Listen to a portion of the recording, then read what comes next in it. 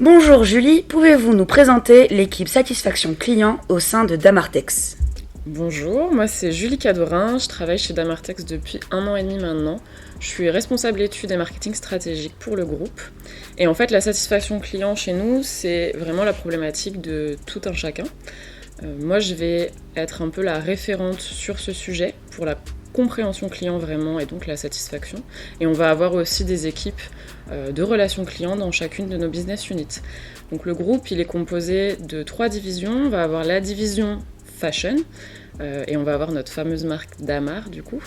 On va avoir une division home and lifestyle qui est sur tout ce qui est la décoration, le petit équipement de la maison, et une partie aussi santé. Et on va être sur plusieurs pays, on va avoir la France, le UK, l'Allemagne et la Suisse. Et la Belgique. Pouvez-vous repréciser le contexte de l'écoute client d'Amartex? Oui, alors en fait on travaille avec du coup MDTC qui a mis en place un dispositif pour Damar en 2018 et nos différentes BU ensuite se sont greffées sur ce dispositif qu'on a adapté parce que c'était pas initialement prévu. Et suite à la migration cette année en fait de la plateforme sur un serveur beaucoup plus sécurisé et performant, on a décidé d'améliorer le questionnaire, toujours selon nos 3 parcours d'achat chez nous, qui sont le web, le magasin et le catalogue. Et puis aussi la grande nouveauté, ça va être pour nous de pouvoir suivre le répondant et de l'associer à son numéro de commande pour pouvoir ensuite, nous, de notre côté, faire des analyses plus poussées concernant l'insatisfaction du client et donc améliorer rapidement nos process et ou nos produits. Comment utilisez-vous la solution d'écoute au quotidien au sein de Damartex? Nous, on essaie d'être vraiment customer-centric, donc on essaie de mettre vraiment le client au cœur de l'entreprise, des décisions. Donc la priorité chez nous, c'est d'avoir ce suivi direct de la satisfaction client que nous permet la solution MDTC. Et on va impliquer les équipes parce qu'en fait, on suit ce score NPS, du coup, qui est inclus dans le questionnaire de satisfaction, qui va incentiver les collaborateurs tous les ans. La plateforme chez nous, elle est accessible à tous ceux qui le souhaitent. Et plus spécifiquement, dans chacune des business units, on va avoir un référent qui va jouer ce rôle un peu de messager en fait, au sein des équipes dans leurs différentes entités et qui va envoyer les informations que nous donne la plateforme sur la satisfaction, le NPS et également aussi, ce qui est très important chez nous, c'est les verbatims liés à ce NPS. Et ensuite, on va avoir une façon de gérer cela par canal. Donc on va avoir le magasin qui aura un suivi qui est presque quotidien, puisque la plateforme, elle informe en fait les directeurs magasins des clients qui ont été insatisfaits durant leur parcours d'achat. Ils vont ensuite avoir la possibilité, eux, de revenir vers ces clients directement, soit par mail, soit par téléphone, en fonction du choix du client. Et enfin, on va être relié à la relation client, donc à nos services de relation client, pour le recontact des clients insatisfaits, qui sera ajouté automatiquement dans le flux. Comment avez-vous véhiculé en interne la mise en place du dispositif parmi vos équipes? Donc moi, je suis la personne référente sur ce sujet. J'ai appelé mes référents par business unit. On fait des réunions assez souvent sur ce sujet pour un peu échanger les best practices, voir comment chacun communique le NPS au sein de ses entités, toutes ces choses-là. Donc là, sur ce gros projet, vraiment, on a été impliqué assez souvent, à peu près tous les mois, on faisait une grosse réunion. Ensuite, on a impliqué MDTC, qui nous a permis aussi un peu de nous donner toutes les informations sur l'avancée du projet, sur comment elle gérait du coup chacune des business units, qui avaient des demandes assez spécifiques, chacune. Et ce qui est intéressant, c'est que grâce à vous, on a pu avoir des vidéos de formation qui ont été mises en ligne sur la plateforme et qui permettent aux personnes qui n'ont pas forcément eu l'accès à ces réunions d'avoir cette vision de ce qui a changé, ce qui s'est amélioré, comment on peut utiliser la plateforme au mieux. On a des modules qui sont en français et en anglais, ce qui va répondre à notre besoin européen, puisqu'on est vraiment sur plusieurs pays. Et on a eu aussi un échange assez spécifique auprès des directeurs de magasins, parce qu'ils sont directement en contact avec les clients, ils ont des actions customer-centric avec effet direct à mettre en place. Et du coup, il fallait vraiment leur apporter tout de suite les réponses sur ce changement pour qu'il soit opérationnel assez rapidement. Ok. Merci Julie. Avez-vous rencontré des freins, obstacles en interne pour ce projet? Et quels étaient-ils?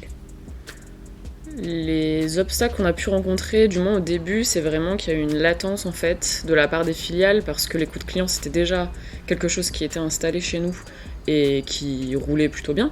Mais c'est vrai que ce changement il était important. Et donc j'ai incité l'Institut MDTC à vraiment prendre en main la gestion du projet comme si chacune des 11 filiales était un client à part entière. Et du coup, à partir de ce moment-là, MDTC a pris contact avec les business units, validé les questionnaires, les process, les particularités également, puisque chaque business unit a potentiellement des envies en fonction de sa culture, du langage, etc. Et j'intervenais du coup pour arbitrer un petit peu les choix, parce qu'on devait quand même garder une cohérence, puisque c'est vraiment un outil groupe chez nous, qui permettait du coup une écoute client qui soit linéaire en fait sur toutes nos filiales. Et je rappelle qu'on a du coup 11 filiales sur 7 marques présentes dans 4 pays. Donc il fallait quand même cette cohérence pour qu'on puisse ensuite se comparer aussi en interne et se dire voilà, on a ces éléments de comparaison en fonction des marques qu'on peut avoir. Avez-vous rencontré un changement, une évolution en interne depuis l'installation de la solution? Il n'y a pas forcément eu de changement. Ce que j'ai pu observer, c'est quand même des choses plutôt positives. Comme je l'ai mis en avant dans des réunions internes où on parle en fait de sujets qu'on promeut au sein des entités, il y a beaucoup de monde qui a voulu du coup avoir accès à la plateforme, donc ça c'est vraiment un point positif. Ça a remis en fait l'accent sur le fait qu'on a de l'écoute client, qu'on peut aller voir ce qui rend les gens satisfaits ou ce qui les rend insatisfaits. Donc ça c'était très intéressant. Ensuite, j'ai eu un retour de nos référents de Business Unit qui eux trouvent que la plateforme est vraiment mieux adaptée à ce qu'on fait maintenant versus ce qu'on faisait en 2018 par exemple.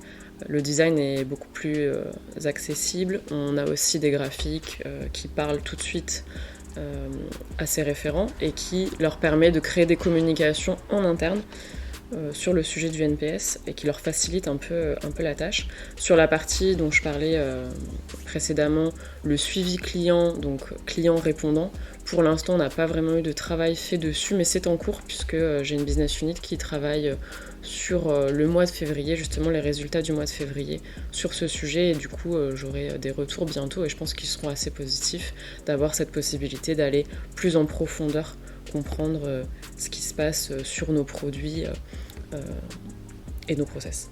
Ok, super Julie. Alors là, j'ai encore une dernière question pour vous afin de terminer ce podcast et résumer les questions précédentes. Quels moyens ont été mis en place en interne pour que les managers aient accès facilement à l'information? Donc comme j'ai dit précédemment, nous on organise avec les référents des réunions assez régulièrement pour pouvoir avoir, comme vous le disiez, ce bilan, pour partager nos actions, les résultats obtenus, également comment chacun communique au sein de ces différentes entités pour pouvoir inspirer les autres et donner les best practices. On va avoir aussi sur la plateforme l'Institut qui a proposé en fait différents types de profils et du coup en fonction du profil que la personne va avoir, elle va pouvoir avoir soit juste une vision du coup de ce NPS, de cette satisfaction, aller naviguer bien sûr dans la plateforme, soit avoir un profil un peu plus administrateur chez nous, où on va pouvoir extraire du coup ces fameuses données clients, qui je le rappelle quand même sont des données personnelles qu'on ne peut pas divulguer à l'ensemble des collaborateurs, puisqu'on est sous la loi bien sûr GDPR. Et donc ces personnes vont pouvoir extraire ces données, les analyser et avoir un retour plus poussé. Également on va avoir des e-letters, donc des newsletters qui nous sont envoyés par l'Institut, récapitulatives, mensuelles, où on va avoir vraiment les informations les plus importantes qui sont la satisfaction avec son évolution, le NPS et nos verbatims de satisfaction et d'insatisfaction, et donc avoir vraiment cette vision globale de la satisfaction client. Merci Julie. Merci. Merci pour vos retours, c'était assez complet et hyper intéressant. Merci à vous.